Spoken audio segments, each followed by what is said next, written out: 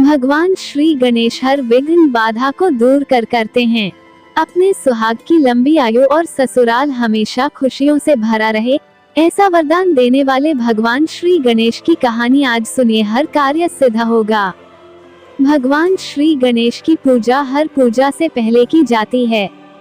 महिलाएं खासकर अपने पति की लंबी आयु के लिए भगवान श्री गणेश की पूजा जरूर करती है। ऐसी मान्यता है कि भगवान श्री गणेश की पूजा करने से पति की लंबी आयु होने के साथ साथ ससुराल हमेशा खुशियों से भरा रहता है। वहाँ कोई भी दुख दरिद्रता कभी नहीं आती है। तो आइए जाने सुहाग की लंबी आयु देने वाले भगवान श्री गणेश की अद्भुत कहानी। एक समय की बात है, एक भाई बहन रहते थे। बहन का नियम था कि वह अपने भाई का चेहरा देखे ही खाना खाती थी। हर रोज वह सुबह उठती थी और जल्दी जल्दी सारा काम करके अपने भाई का मुंह देखने के लिए उसके घर जाती थी। एक दिन रास्ते में एक पीपल के नीचे गणेश जी की मूर्ति रखी थी। उसने भगवान के सामने हाथ जोड़कर कहा कि मेरे जैसा अमर सुहाग और मेरे जैसा अमर पीहर सबको दीजिए। ये कहकर वह आगे बढ़ जाती थी। जंगल के झाड़ियों के कांटे उसके पैरों में चुभा करते जाते थे। एक दिन भाई के घर पहुंची और भाई का मुंह देखकर बैठ गई, तो भाभी ने पूछा पैरों में क्या हो गया है। ये सुनकर उसने भाभी को जवाब दिया कि रास्ते में जंगल के झाड़ियों के गिरे हुए कांटे पांव में छुप गए हैं। जब वो वापस अपने घर आ जाए तब भाभी ने अपने पति से कहा कि रास्ते को साफ करवा दो, आपकी बहन के पांव में बहुत सारे कांटा चुभ गए हैं। भाई ने तब कुल्हाड़ी लेकर सारी झाड़ियों को काटकर रास्ता साफ कर दिया, जिससे गणेश जी का स्थान भी वहां से हट गया। ये देखकर भगवान गुस्सा हो गए और उसके भाई के प्राण हर लिए।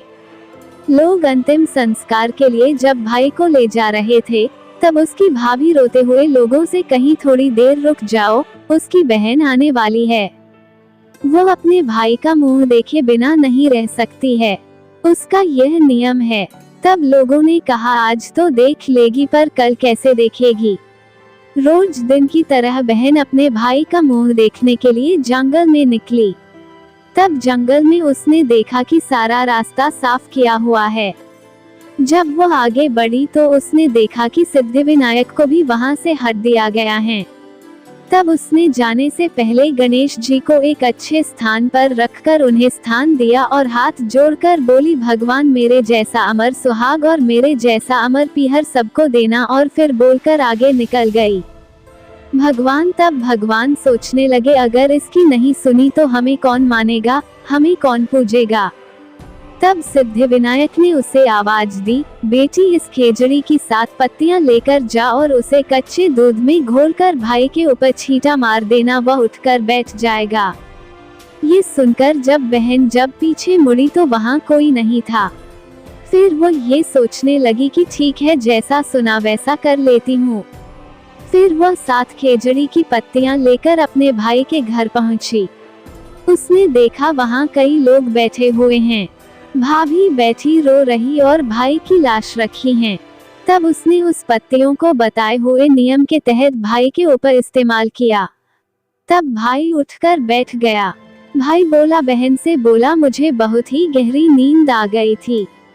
तब बहन बोली यह नींद किसी दुश्मन को भी ना आए, और उसने सारी बात अपने भाई को बता दी।